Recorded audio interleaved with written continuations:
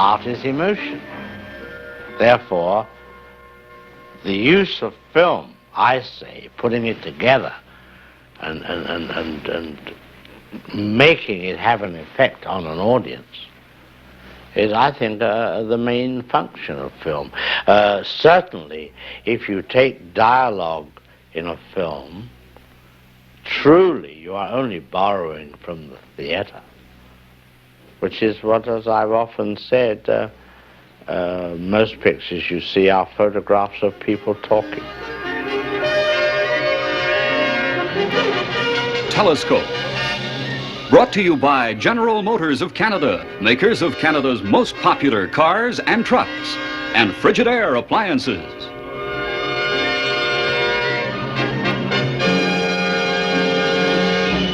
Tonight's Telescope, quite frankly, is an occasion for photographs of people talking. Happily, however, the man who does most of the talking is a man who long ago learned virtually everything there is to know about making motion pictures, silent and talking, and totally terrifying. In place of the introduction Mr. Alfred Hitchcock does not need, here's this message. Mr. Hitchcock, most Anglo-American film critics have always thought of you principally as an entertainer. For the French, however, you're considered a Catholic moralist. Do you think of your recent films as melodramas and thrillers, or as fables and even allegories? Well, if you look at it from the point of view of melodrama, we know traditionally that that right must win over wrong. In other words, evil must lose. Yes. So that you could apply that to the basic melodrama, or you could apply it to, how should we say, a religious precept. And you've said that you're more interested in the technique of storytelling by means of film than in the content of the film itself. That's true. Could you explain that a little more? Yes, I can clarify it. Please don't think me presumptuous if I give you, say, the analogy of, say, a painter who paints a tree, a landscape, or even a bowl of fruit. I'm sure that the painter is not a bit interested in the apples for themselves alone, but in the technique of his work, which stimulates the emotion of the viewer of his picture. After all art is experience. People look at an abstract and say, I hate it. Well, the mere fact that they're using the word hate means that they're going through an experience, you see, and or they like it.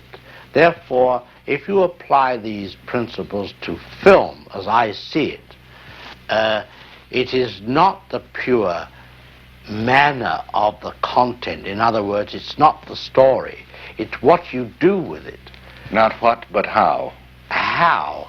And therefore, I find that with many people, they look at a film and they look at its content only and never seem to study, I'm talking about the critical faculty, what was there in the film to make an audience go through these various emotions that you put them through, especially in my field, which is thrill or suspense or what have you.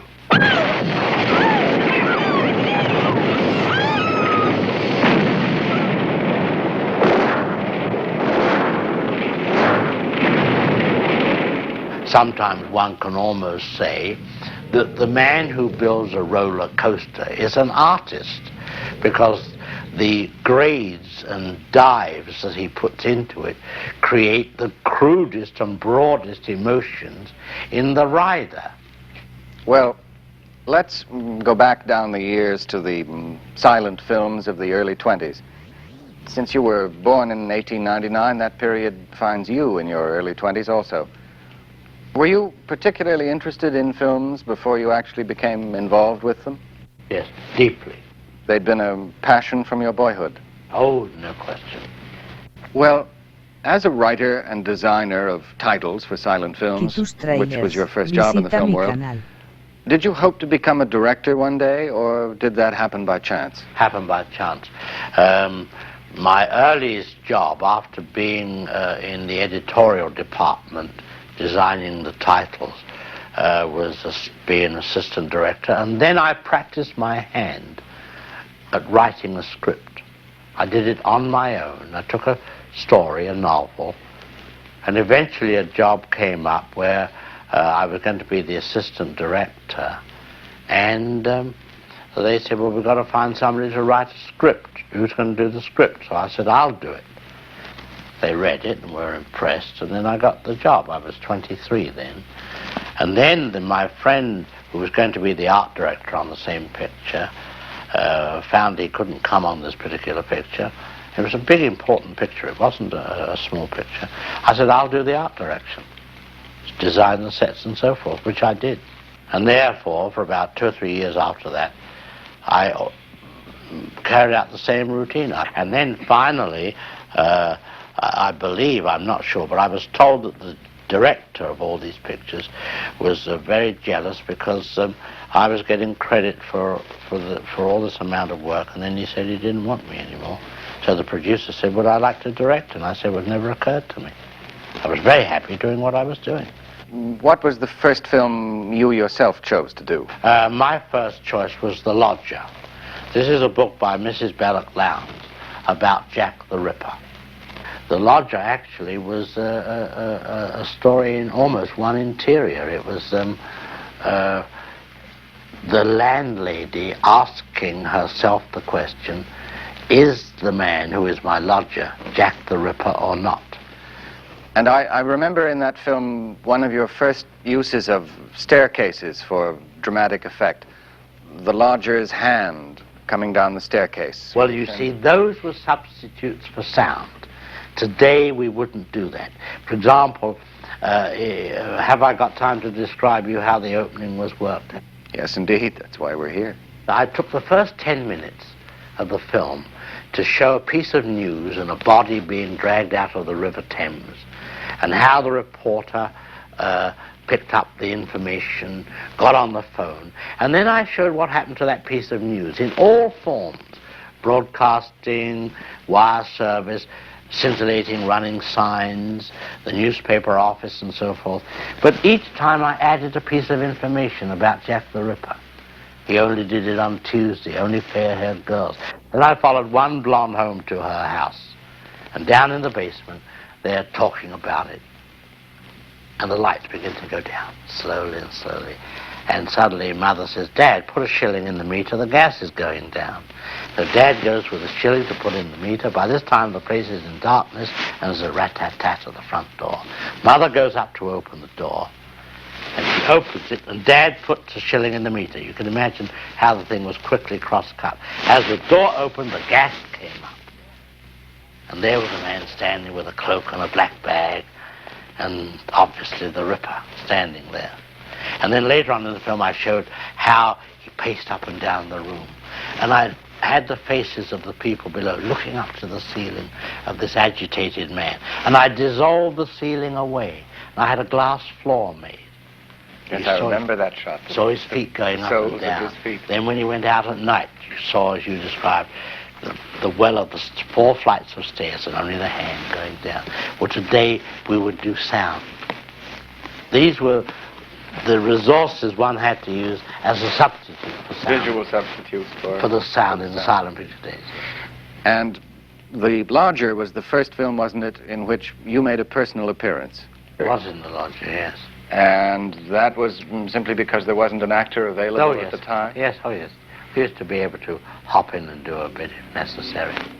Well, after The Lodger, was there then a consistency of personal appearances? Well, the first big appearance again occurred in Blackmail. And since Blackmail in 1929, which was the first film with sound that you directed, audiences have enjoyed seeing you pop up briefly and unexpectedly somewhere in all your films. Except for Marnie, the current Hitchcock production, the most recent example was in The Birds.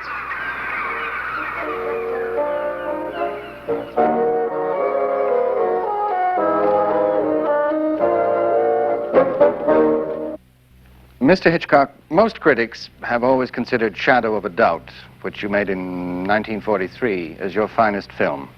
Me too. That is your opinion of it still. Oh, no question.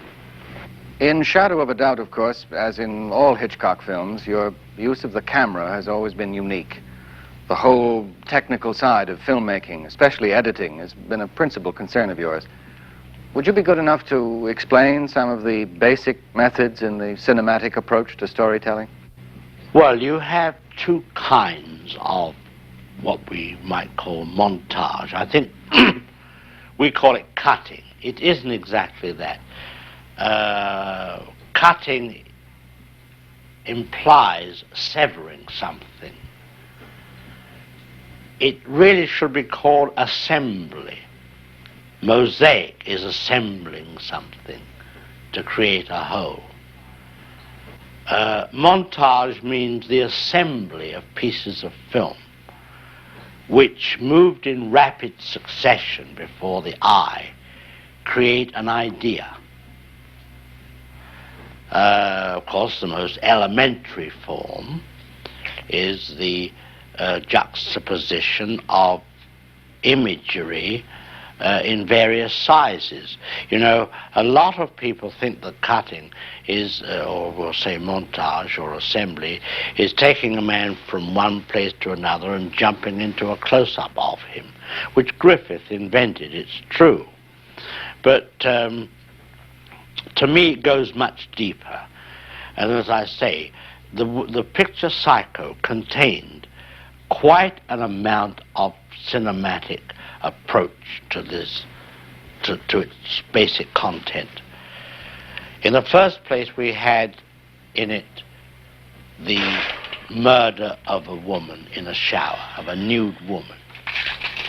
Now, as you know, you could not take the camera and just show a nude woman being stabbed to death. It had to be done impressionistically.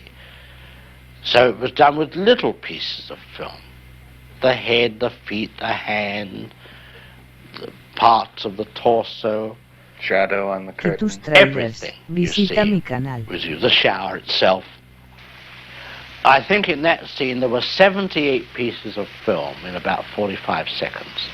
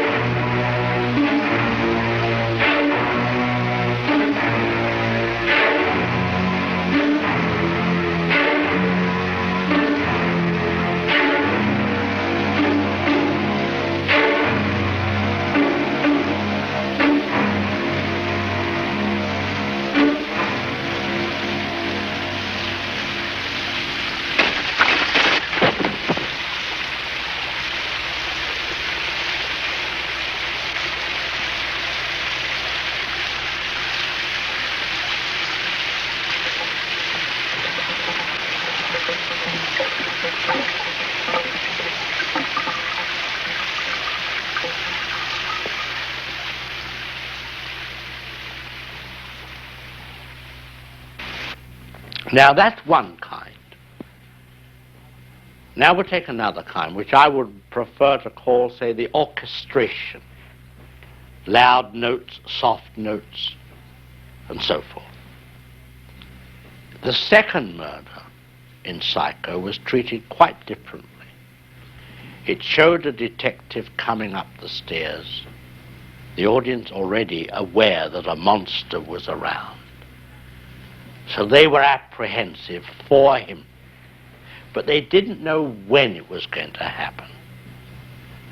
So I have this man mounting the stairs in what we would call a medium shot, a waist shot.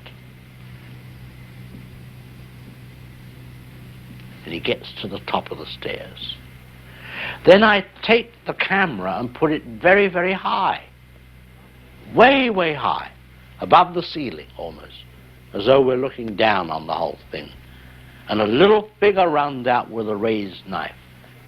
And the hand goes up with the knife into the air and starts to bring it down. Now remember, these are two tiny figures.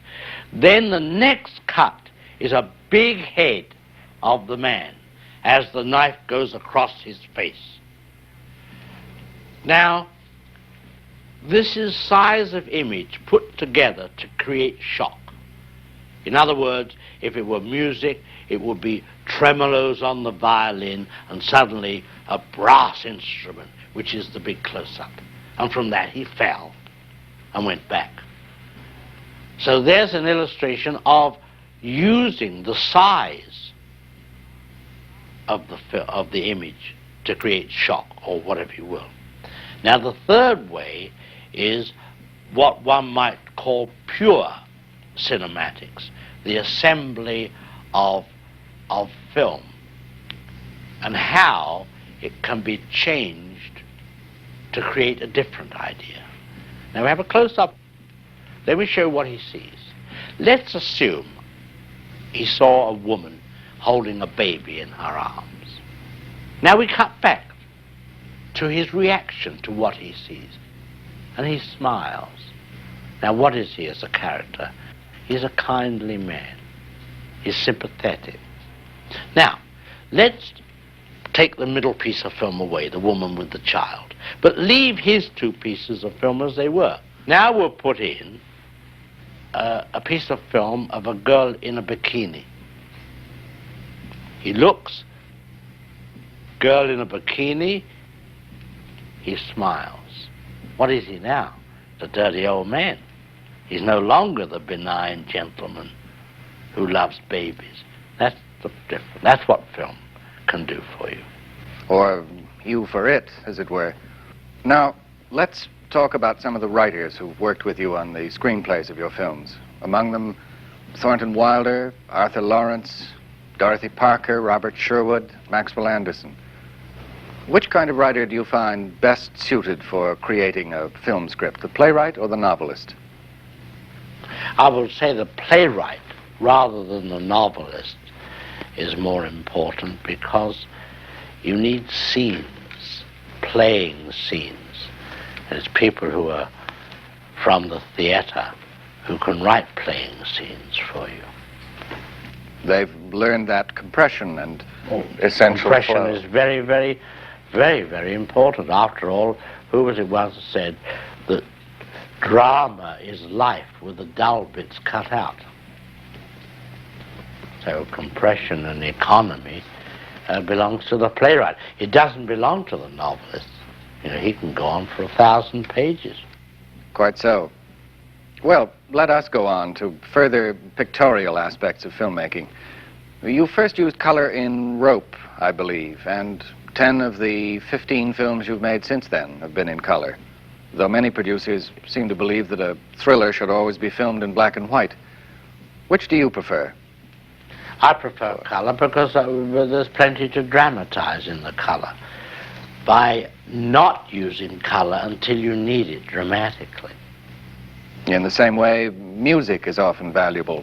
Sure, I think music's very good, especially when it's needed for silence. The absence of it. Yes, of course. Obviously, you think very highly of the work of Bernard Herrmann. I certainly do. He's been involved as composer and conductor of the music in so many of your recent films. How do you and Mr. Herrmann go about examining the contribution of music to a film? Well, I don't know. As far as I'm concerned, he does as he likes. I'm brought in at the very beginning of the idea of the film. And by the time it has gone through all its stages of being written and rewritten and the final process of photographing it, I'm so much part of the whole thing that we've all begun to think one way. But I've always found with musicians that you're in their hands anyway. What can you do? So very often I've been asked, not necessarily by Mr. Herrmann, but other musicians, they say, come down, I want you to know what you think of this. And you go down and you say, well, I don't care. I say, well, we can't change it, it's all scored.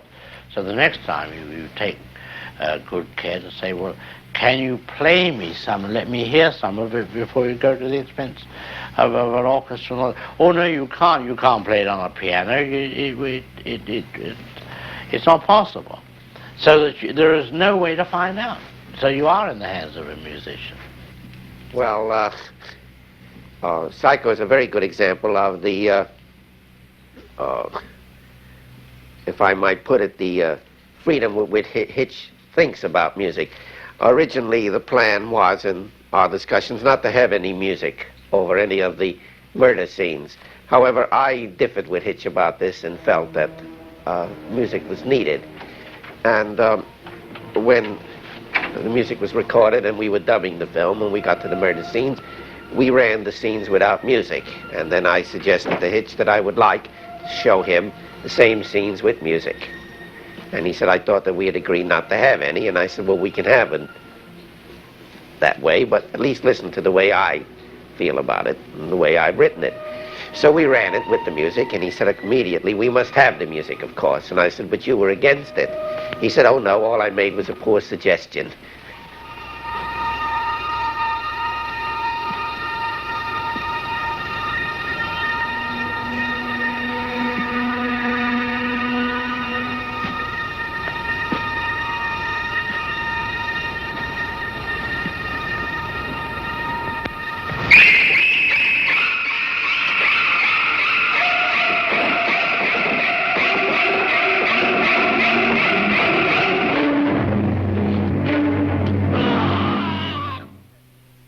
Hitch has his own world of film, and he's created characters and places and stories for it, very much in the way Dickens did. It's not a question of whether it is a real world or an actual world, but it's a world that has been imagined and realized. Dickens was able to do it through the page, and Hitch does it through this film. And although many of the stories that he has told are stories of our time, I believe the way of presentation and the motivating psychology is essentially of the period of Dickens and the great Victorian writers. Psycho is very much, for example, like a Wilkie Collins story. I think this is part of Hitch's great heritage as an Englishman, and one that he's been able to transmute and to carry forward in the world of the cinema.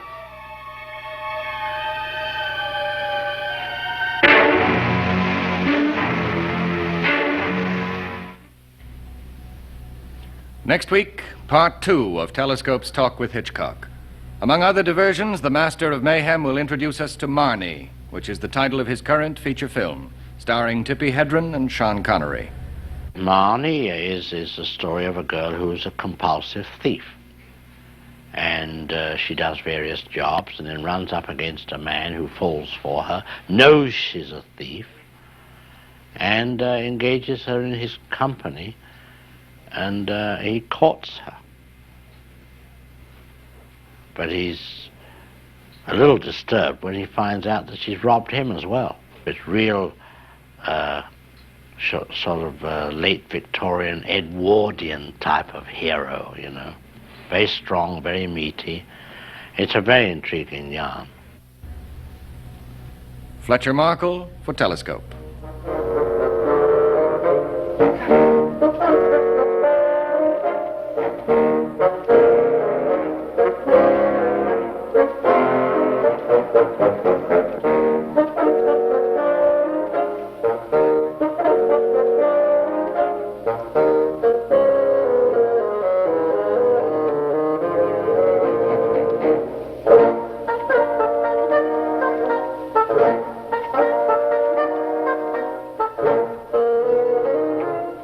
Telescope has been brought to you by General Motors of Canada, makers of Canada's most popular cars and trucks, and Frigidaire appliances.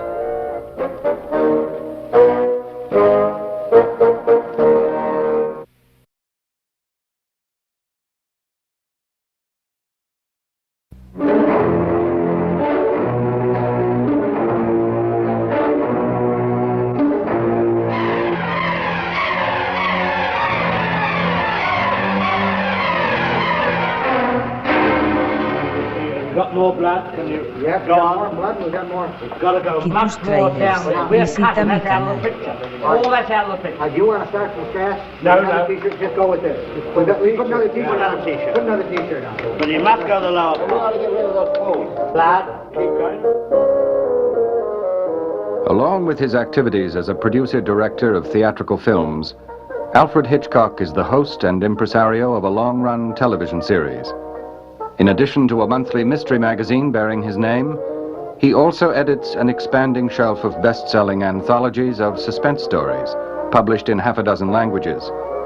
During one of our recent meetings in his Hollywood office, I asked him how he managed to live so many lives. With all these enterprises demanding attention, Mr. Hitchcock, how do you find time for such projects as the monograph you've just completed on the motion picture for the Encyclopedia Britannica? Well, there's always Saturday and Sunday. Telescope.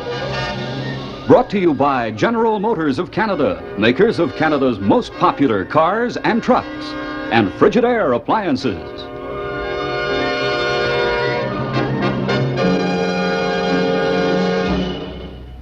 Continuing our talk with Alfred Hitchcock tonight, we're going to find out why such labels as the Merchant of Menace, the Pied Piper of Peril, and the Panjandrum of Panic have been pinned on his conservative lapel. Also, it pleases us to promise you'll be hearing the Hitchcock theory about the theater in the year 3000, a startling revelation from the man whose successful manipulation of evil in the movies would seem to indicate that evil is the root of all money. Mr. Hitchcock, there's been a lot of comment over the years about the social impact of films on audiences, their influence for good or evil. Do you think that films have much real influence, or is it merely a momentary thing? I think in the main it's a momentary thing. I suppose if one stood outside any movie house, most of the faces are either giggling or smiling, even when they come out of a horror picture. You don't see them coming out pondering deeply. I think the immediate reaction to a film is quite different from a later reaction. I'm sure that there are certain things in films which affect fashions. You know, the famous occasion when Clark Gable left a T-shirt off or something and the sales fell off enormous. It happened one night. That's that was, right, yeah. So you don't really feel that sociologists have much of a foundation for saying that films that record the criminal impulse or television shows that concentrate on crime have a lasting influence on the viewer?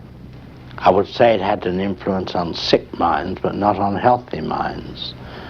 It reminds me of when I made Psycho. A man was arrested in Los Angeles for murdering 3 women. And he is alleged to have said that he murdered the 3rd woman after seeing Psycho. So I was called by the newspapers for a comment. And my only question was, what film did he see before he murdered the 2nd woman? And perhaps before he murdered the 1st woman, maybe he'd just drunk a glass of milk. Fair enough. And the little boy came up to me once in the street, about a 7-year-old boy, and said, Mr. Hitchcock, in that murder scene in Psycho, what did you use for blood? Chicken blood? I said, no, chocolate sauce. Okay, and he went on his way. Well, see, the operative phrase was, what did you use for blood? He didn't believe it. And yet, even though audiences are increasingly familiar with the machinery of filmmaking, special effects, process photography, and so forth, they're still completely entranced by the finished film. Oh, I'm sure they are. I'm sure they are. Well, you often employ technical stunts in your films that audiences never notice. It's like in Marnie, you know. Marnie is This is the new film. New film, where the girl is a compulsive thief. But after every job she does, she always goes down to a farm in Maryland, and I suppose using some of the proceeds, goes riding on a horse. Loves to ride on a horse. In the open air, let her hair blow free, almost as though she were cleansing herself. of the crime she's just committed. And though most of those riding sequences were shot on location, it was still necessary to use a rear projection screen on a soundstage to capture certain details of action and reaction. That's true. But let's turn now to the subject of actors. I imagine that you sometimes have problems when you're working with an important star in that he or she mustn't turn out to be the real villain of a story. Audiences don't like that sort of thing. They won't be the villain for their own sake of their own career. And very often, after all, the idol which you put up there must do no wrong. Yes. I was thinking of the ending of Suspicion. Yes, well, that was a complete mistake, you see, to make that story with Cary Grant. Unless you could have a cynical ending. Suspicion deals with the subject of a man whose wife thinks he's a murderer. Yes. And finally, even to the extent when he brings her up a glass of milk at the end of the picture, she knows he's going to murder her. Well, in our film, we had to make it that it was an innocuous glass of milk. In truth, the ending of the picture should be, yes, this is it, and this is the murder. And I had an idea for an ending that she knows of all this. She writes a letter to her mother and says, "Dear mother, I'm in terrible straits. I want to die. He's going to kill me, but I love him so much I can't live anymore. But I do think society should be protected from him." And she seals the letter and leaves it beside the bed. When he brings up the fatal glass of milk, she said, "Would you mind mailing that for me, dear?" She drinks the milk, literally commits suicide. And you fade out on her death. And you have one shot, a cheerful whistling Cary Grant popping a letter into the mailbox. That's the way I wanted to end the picture. Well, speaking of endings, let's turn now to the subject of the birds, one of your recent pictures with a somewhat controversial ending. Did you intend the birds to be a fantasy? Well, I think most of the films I make are fantasies. They're not slices of life. They're all larger than life. North by Northwest was a nightmare. If I'd had my own way and was not considering the global audience, I would have jumped that man all over America, like a nightmare, from one dreadful experience to another. But I had to smooth it out for audiences. So that was a real fantasy. Sure, The Birds was a fantasy. But it had a tremendous air of reality to it, nevertheless. So do nightmares. What was it that appealed to you in the Daphne du Maurier short story on which the film was based? Oh, I think it was an example of an extremely unusual occurrence. I think the unusual nature of the occurrence appealed to me. And how did you go about casting a writer for the screenplay? I presume you cast writers to work with you as you would cast actors. I remember one writer I had in, I think he was an English writer, who said to me, "Well, I see this film done only in one way. You should never see a bird."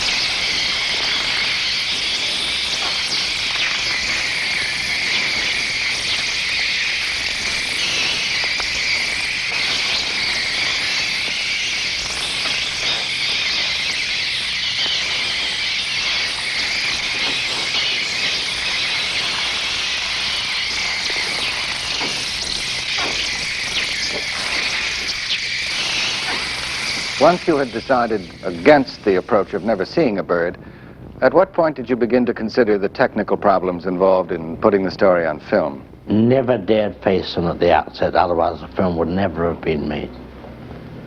We had to play it by ear. Well, at what stage did you finally have to turn your attention to technical considerations? Oh, at the beginning of the picture, but they were so involved that we were well on the way in the shooting that we had to face up to these enormous technical problems. In the film as a whole, there were about 28,000 birds used, 3,000 of them trained, 30 of them specials, and about 4 leading actors. Corvus was a very, very good actor, one of the Ravens. When he had to peck someone, he never missed a take. He was on cue every time. In fact, in some of the scenes where we had the crows chasing children down the schoolhouse street, they were superimposed on the original film. So they were shot against a plain background in the studio, from one perch to another across the screen. And they got so used to the commands that they were anticipating them. When the cameraman said roll them, they flew before they should have done. So they had to end up by not giving any verbal commands at all. They were very smart.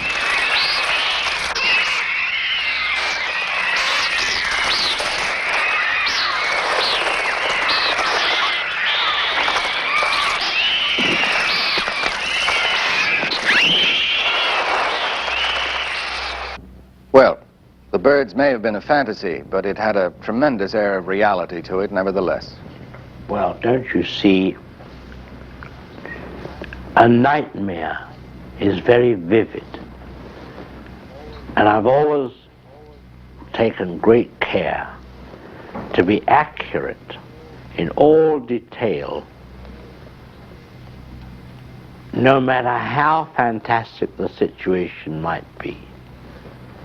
Now, people have said to me, and this is where the accuracy bothers me, people say to me, Mr. Hitchcock, why don't you make more costume pictures? I say for a very simple reason. Nobody in a costume picture ever goes to the toilet. Now that means that it's not possible to get any detail into it, just as much as people say, why don't you make a Western? And my answer is, well, I don't know how much a loaf of bread costs in a Western. I've never seen anybody buying chaps in a Western, or being measured, or buying a 10-gallon hat. And this is sometimes where the drama comes from for me. A moment of melodrama happening suddenly in a commonplace setting. And that is the most important moment, when the man is buying a hat in the store in Bond Street, when the gun is thrust into his ribs. You see, it's the juxtaposition of the norm of the accurate average against the fantasy. And it is fantasy. The ordinary and the extraordinary. Yes, of course. Side by each. Well, that's the point. That's what makes the thing interesting. But tell us, Mr. Hitchcock, how do you envision the theater of the future? I see the possibility, maybe in the year 3000 or something, that people go to be entertained, if entertainment is still needed then, and they go into a big darkened auditorium, and they are mass hypnotized. And instead of identifying themselves with somebody on the screen, they are that person. And when they buy their ticket, they choose which character they want to be. And under hypnotism, mass hypnotism, they go through the story, and it's injected into them by some kind of telepathy, and they suffer the agonies and so forth, or enjoy the romance with a woman or something, and then the lights go up and it's all over. Would the... maybe it's Hitchcock's new conception of how to dispense with actors. Or because of what have I said once on one occasion, Walt Disney has the right answer where actors are concerned. If he doesn't like them, he tears them up. Well, supposing mass hypnotism did come as a logical or illogical progression in entertainment, would you be interested in it as a director? Yes, you'd have to have a director. You'd have to have a writer, because you'd have to write the story.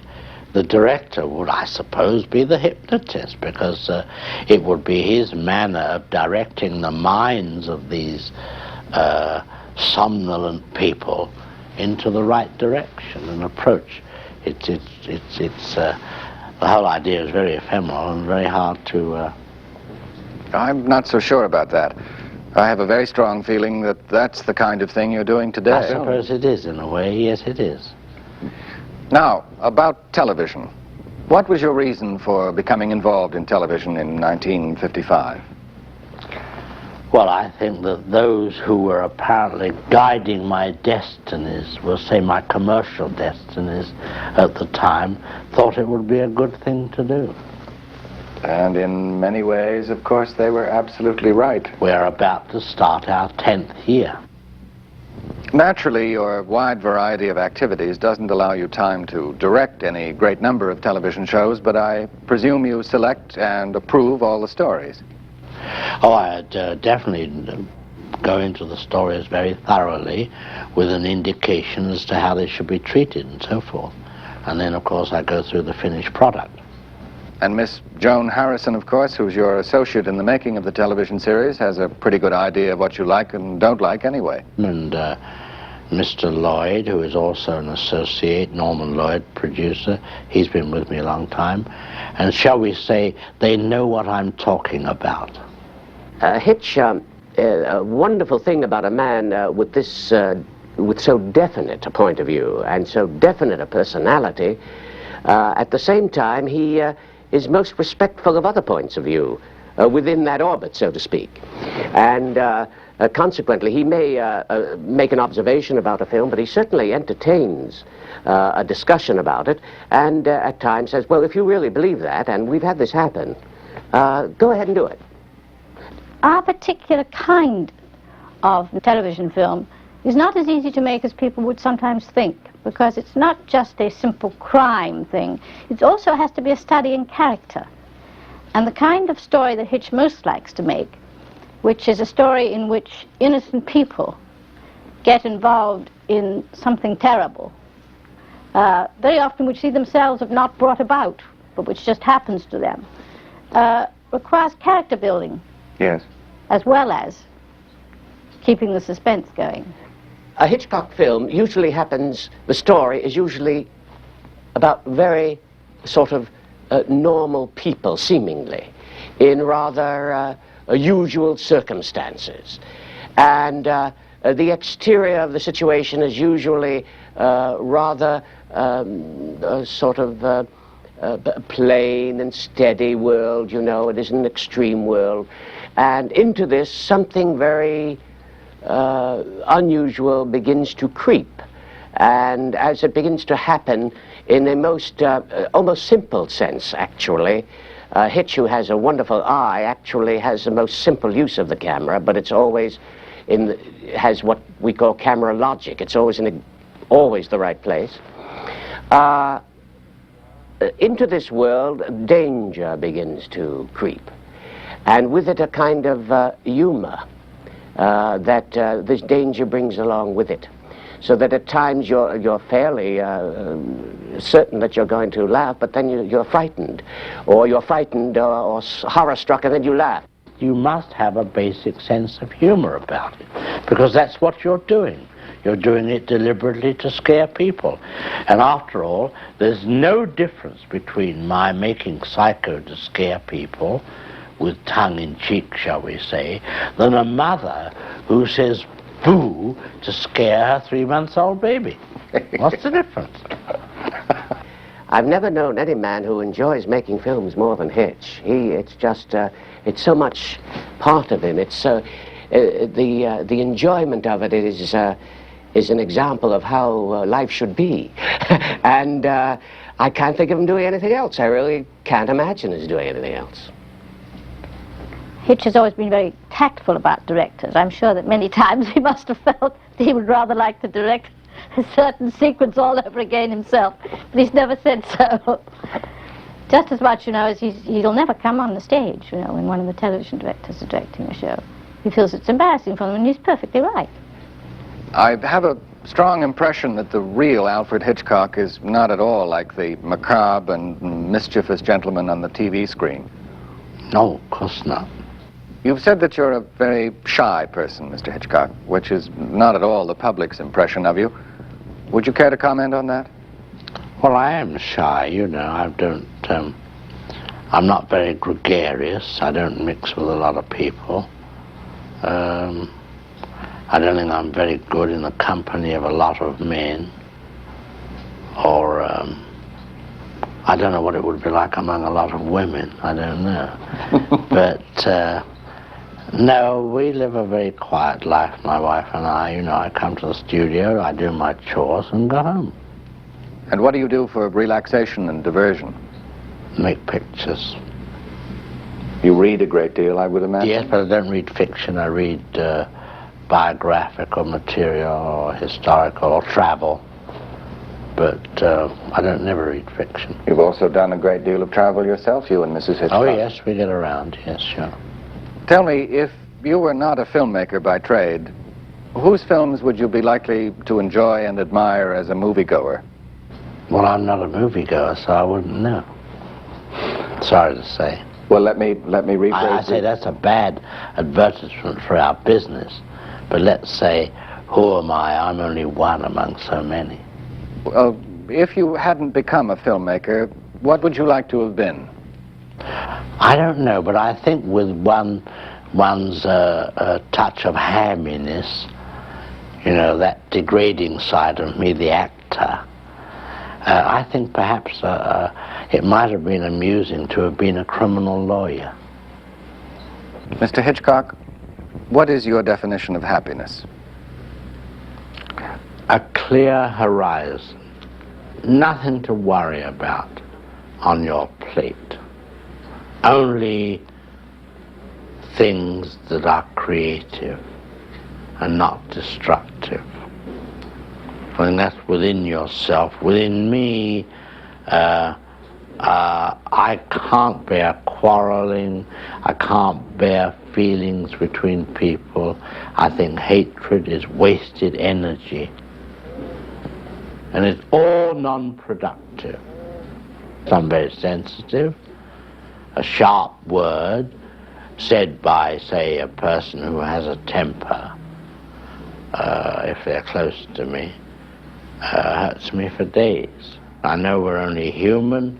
We do go in for these various emotions, call them negative emotions. But when all these are removed, and you can look forward, and the road is clear ahead, and now you're going to create something. I think that's as happy as I would ever want to be.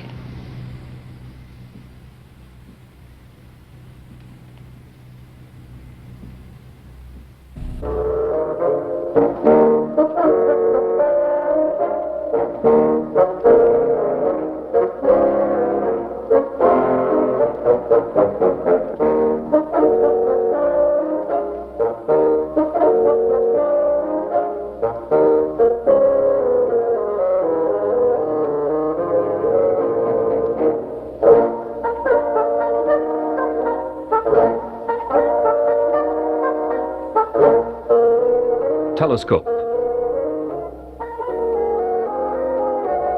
has been brought to you by General Motors of Canada, makers of Canada's most popular cars and trucks, and Frigidaire appliances.